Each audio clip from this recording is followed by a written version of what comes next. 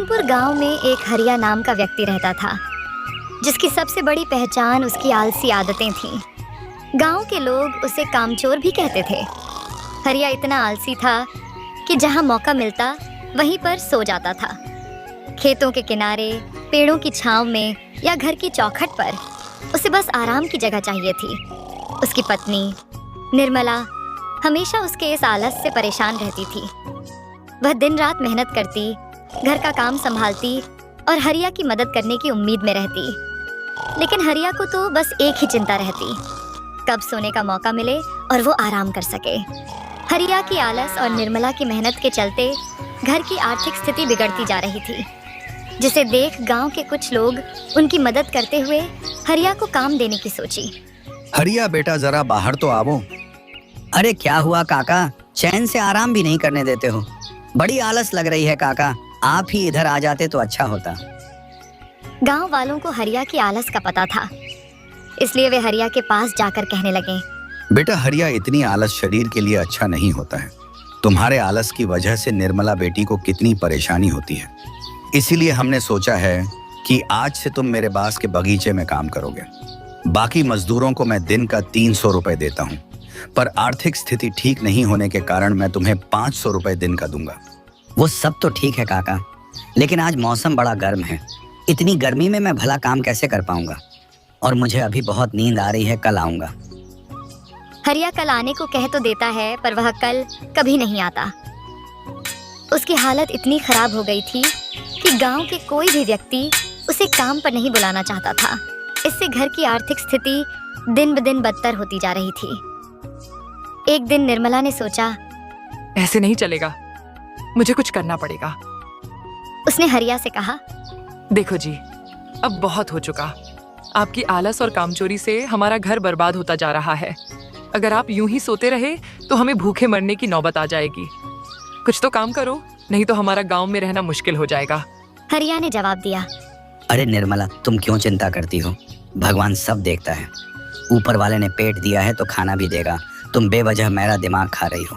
निर्मला गुस्से से बोली, भगवान तभी खाना देता है जब इंसान खुद मेहनत करे। तुमने कभी खुद से कुछ करने की कोशिश ही नहीं की, तो ऊपर वाला तुम्हारी मदद क्यों करेगा? हरिया निर्मला की बातें सुनकर नाराजगी जताते हुए घर से चला गया। हरिया चलते चलते दूसरे गांव पहुंच गया। उस गांव में एक बड़ा मेला लगा था। गांव के सभी लोग मेले का आनंद ले रहे थे। हरिया भी वहां गया, लेकिन उसके जाने का कारण मेले का आनंद लेना नहीं था। वह सोच रहा था कि वहां कहीं छांव मिले और वह वहां आराम से सो सके। मेले के बीच में एक बड़ा पीपल का पेड़ था, जिसकी छांव काफी ठंडी थी। हरिया वहीं लेट गया और गहरी नींद में सो गया। कुछ समय बाद पेड़ के नीचे एक बुजुर्ग व्यक्ति आता है और हरिया को उठाते हुए कहा, बेटा मेरा तबीयत ठीक नहीं है, क्या तुम मेरे लिए एक थोड़ा पानी लेकर आ जाओगे?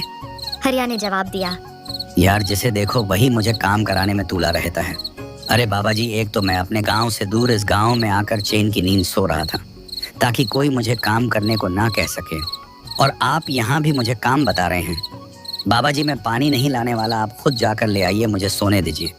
बुजुर्ग व्यक्ति ने कहा, बेटा इतनी आलस अच्छी नहीं है। इस तरह तुम अपने जीवन को अंधेरे में ढकेल रहे हो। बाबा जी, आप मुझे सही गलत का पाठ मत पढ़ाइए। मुझे जैसे सही लगेगा मैं वैसा ही करूँगा।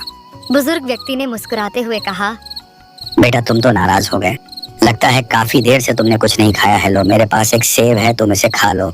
इसे खाने के बाद तुम्हारी हर समस्या का समाधान हो जाएगा। हरिया को भी बेहद भूख लगी थी। वह बुजुर्ग व्यक्ति को मना नहीं कर पाया और उसने सेब खा ली। सेब को खाते ही हरिया अपने घर की चल पड़ा, पर हरिया मन ही मन सोचने लगा, अरे ये मुझे क्या हो रहा है? मुझे तो सोना था, पर मैं ना चाहते हुए भी घर जा रहा हूँ। अगले दिन सुबह हरिया जल्दी उठकर काका के बांस के खेतों में काम करने लगा, जिसे देख काका ने कहा, अरे हरिया बेटा, आज तुम यहाँ, लगता है तुम्हें अपनी जिम्मेदारियों का एहसास होने लगा है। चलो कोई बात नहीं, देर आए दुरुस्त आए। पर हरिया के मन में कुछ और ही बात चल रही थी। ये मेरे साथ क्या हो रहा है? मैं तो काम करना नहीं चाहता हूँ, फिर भी मैं काम क्यों कर रहा हूँ? और मैं अपनी मन की बात किसी से कह भी नहीं पा रहा हूँ। हरिया ना चाहते हुए भी दिन भर काम करता रहा। उसकी मेहनत को देख काका जी बेहद खुश हुए और उन्होंने कहने के मुताबिक हरिया को दिहाड़ी के 500 रुपए दे दिए। हरिया ने अपनी पहली मेहनत की कमाई अपनी पत्नी को दिया, जिसे देखकर निर्मला बेहद ही खुश हो गई।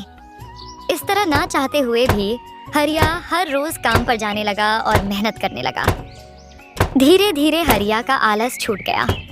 वह अब हर दिन काम करता, मेहनत करता और खुद को बेहतर बनाने की कोशिश करता। निर्मला भी अब खुश रहने लगी थी, क्योंकि हरिया ने अपनी आलसी आदतों को छोड़कर एक नया जीवन शुरू कर दिया था। गांव के लोग भी हरिया को अब आदर की नज़रों से देखने लगे थे। जहां पहले उसे कोई काम नहीं देता था, अब हर कोई उसे काम पर बुलाने लगा। हरिया ने समझ लिया था कि आलस से कुछ नहीं मिलता, बल्कि मेहनत ही जीवन का असली धन है।